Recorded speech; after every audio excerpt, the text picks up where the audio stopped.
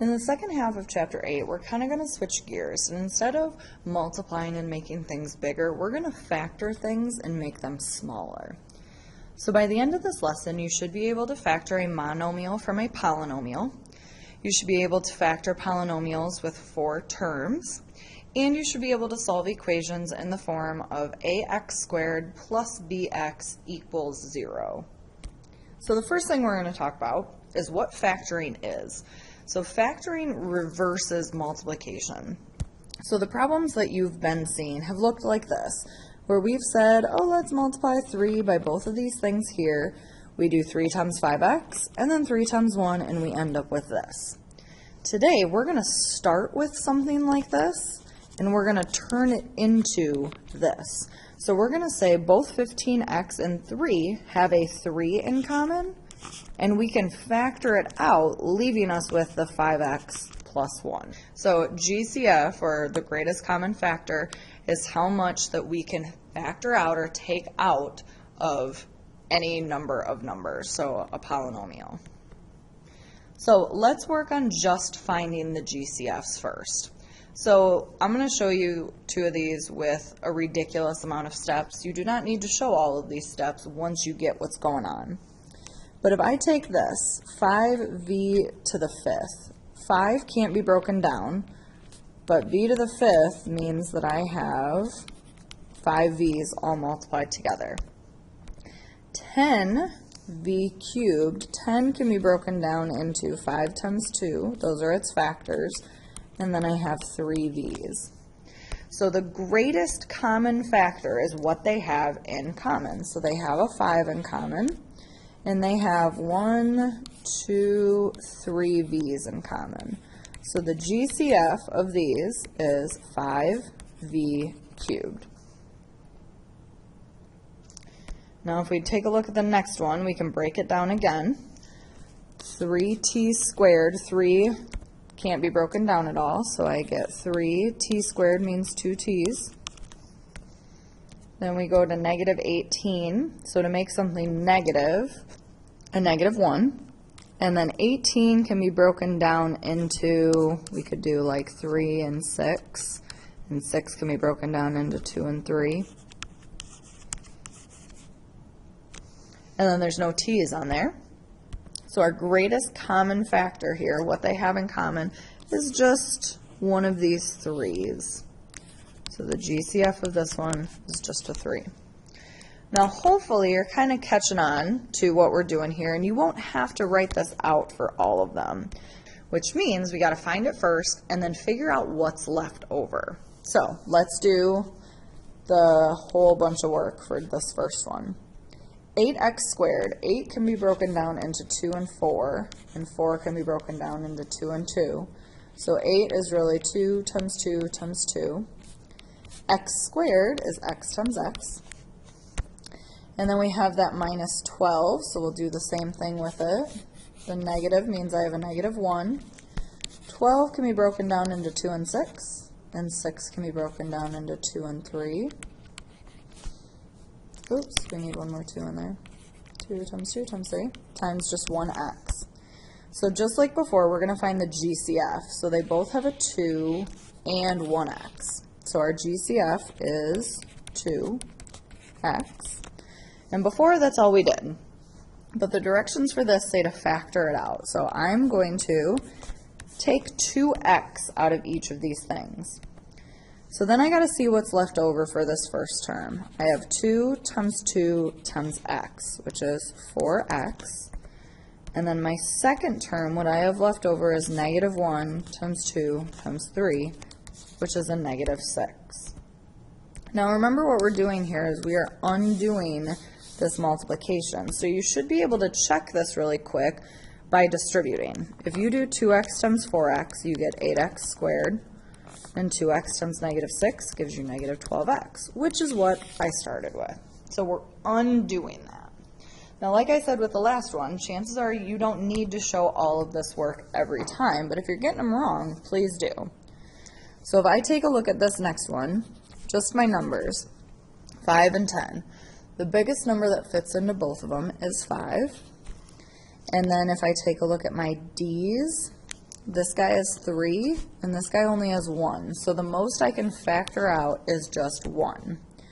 And then you have to ask yourself, what would I have to multiply 5d by to give me 5d cubed?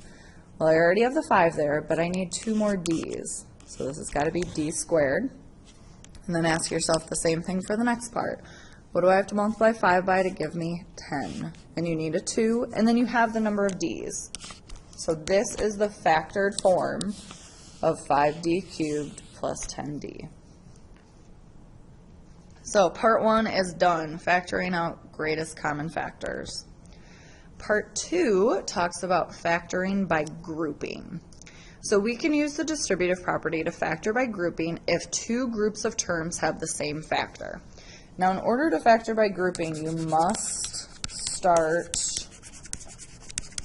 with 4 terms. So we look here, we have 4 different terms that we start with, and we are going to group them together. So I'm just going to look at these 2 here for a second and find their GCF.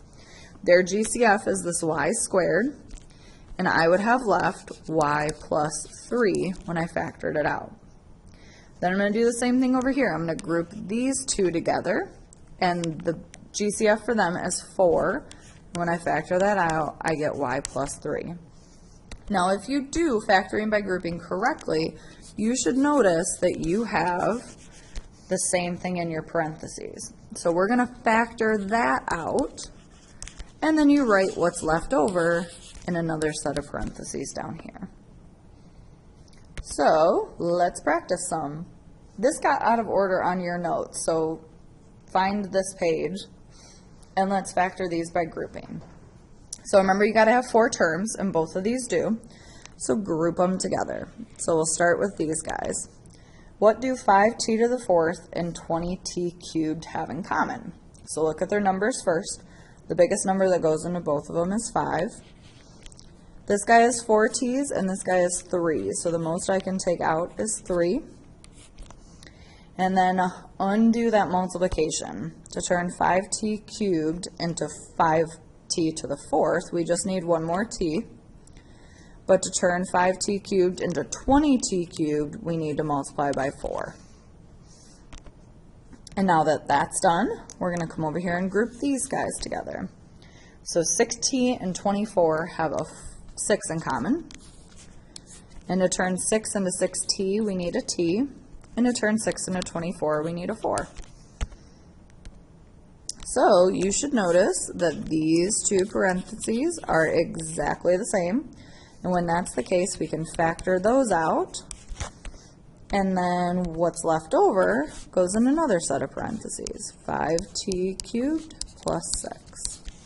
And this is the factored form of this guy up here.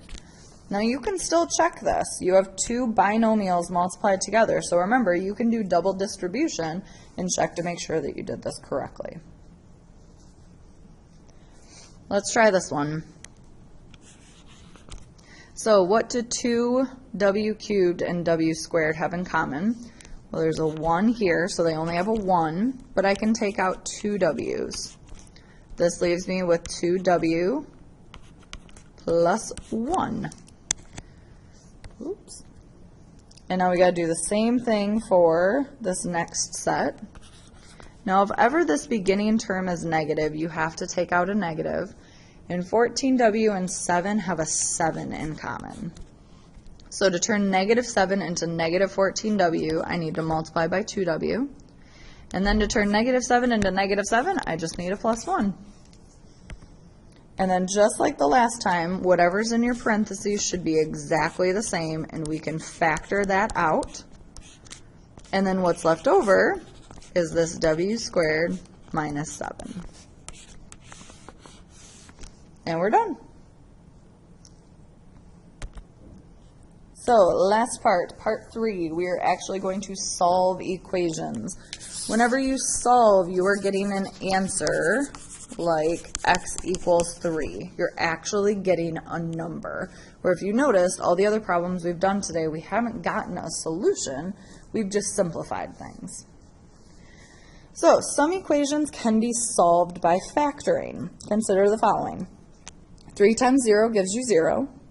0 times 2 minus 2 gives you 0. This big number here times 0 still gives you 0. And this little number here times 0 still gives you 0. Notice that in each case, at least one of the factors is 0. These are examples of the zero product property. And the zero product property says if the product of two factors is 0, then at least one of them must be 0. It basically means if you multiply two numbers together and you get out 0, one of the numbers had to have been 0. There's no other way that you can end up with 0 if one of them wasn't. So we're going to use that to solve equations like this. So let's say I have these two things multiplied together.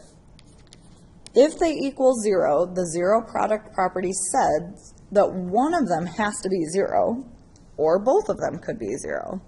So what we're going to do is we're going to take, and we're going to set this stuff equal to 0.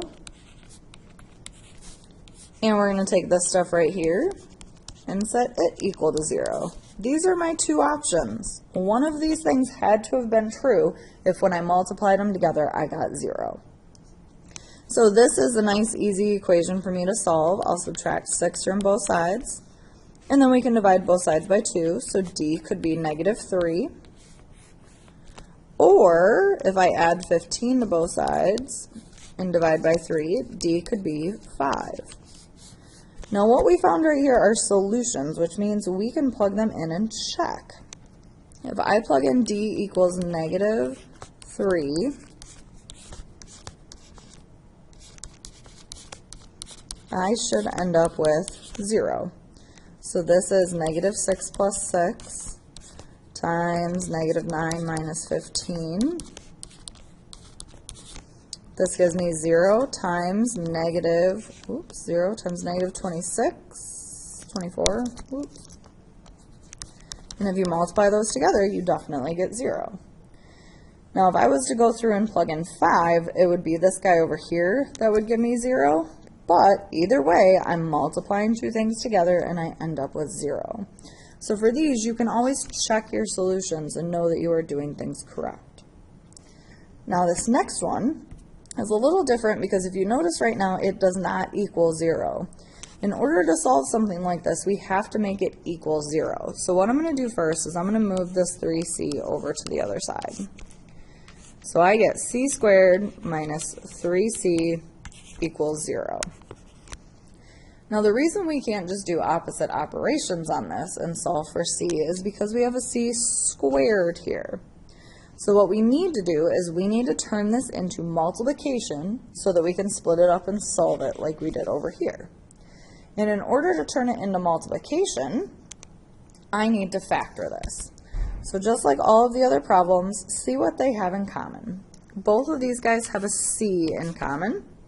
And when I factor that out, I'm left with c minus 3, and it equals 0.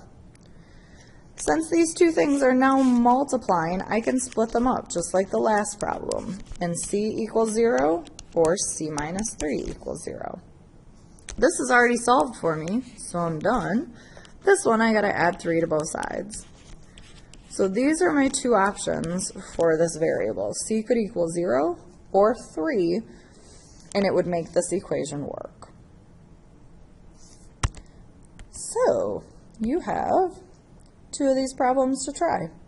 Factor this guy, so you got to find its GCF, and then solve this equation, and you should be able to check your solutions. Make sure you write down any questions you have, and we can go over them together in class. Enjoy your night.